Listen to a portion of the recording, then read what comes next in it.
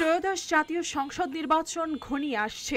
এরই মধ্যে নিরাপত্তাকে সর্বোচ্চ গুরুত্ব দিয়ে বড় পদক্ষেপ নিয়েছে বিএনপি। দলের চেয়ারপারসন খালেদা জিয়া ও ভারপ্রাপ্ত চেয়ারম্যান তারেক রহমানের নির্বাচনী প্রচারের জন্য কেনা হচ্ছে দুটি বুলেট প্রুফ গাড়ি। স্বরাষ্ট্র মন্ত্রণালয় ইতিমধ্যেই এই অনুমতি দিয়েছে। রাজনৈতিক অঙ্গনে এই সিদ্ধান্ত এখন আলোচনার কেন্দ্রবিন্দু।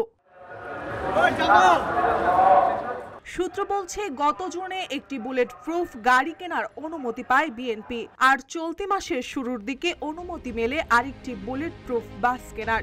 এখনো কোন দেশ থেকে গাড়িগুলো কেনা হবে তা চূড়ান্ত হয়নি, তবে জাপানের সঙ্গে আলোচনা চলছে বলে জানা গেছে।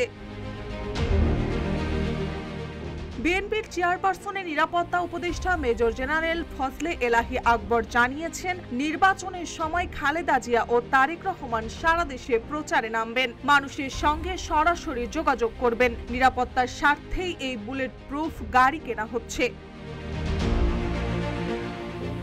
তবে শুধু গাড়ি নয়, আগ্নেয়াস্ত্রের লাইসেন্সের জন্যও আবেদন করেছে বিএনপি। মন্ত্রণালয় সূত্রে জানা যায়, একটি শটগান ও দুটি পিস্তলের অনুমতি চাওয়া হয়েছে, যা এখন বিবেচনাধীন। নিরাপত্তা সংস্থা এসবির প্রতিবেদনে বলা হয়েছে, নির্বাচনী প্রচারের সময় খালেদা জিয়া ও তারেক রহমান প্রতিপক্ষের রাজনৈতিক হামলার টার্গেটে পরিণত হতে পারেন। রাজনৈতিক পর্যবেক্ষকদের মতে এই অনুমতি শুধু নিরাপত্তা নয়, বরং রাজনৈতিক প্রতীকেরও প্রতিফলন। অতীতে শেখ হাসিনার জন্য বুলেট প্রুফ গাড়ি আনা হয়েছিল, এবার সেই ইতিহাস পুনরাবৃত্তি হচ্ছে বিএনপির নেতৃত্বে।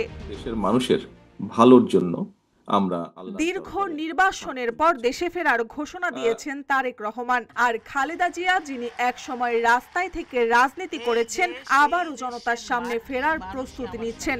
এবার পার্থক্য শুধু একটাই, এই যাত্রা হবে পুরোপুরি বুলেট প্রুফ। মার্জিয়া মৌ, রূপালী বাংলাদেশ।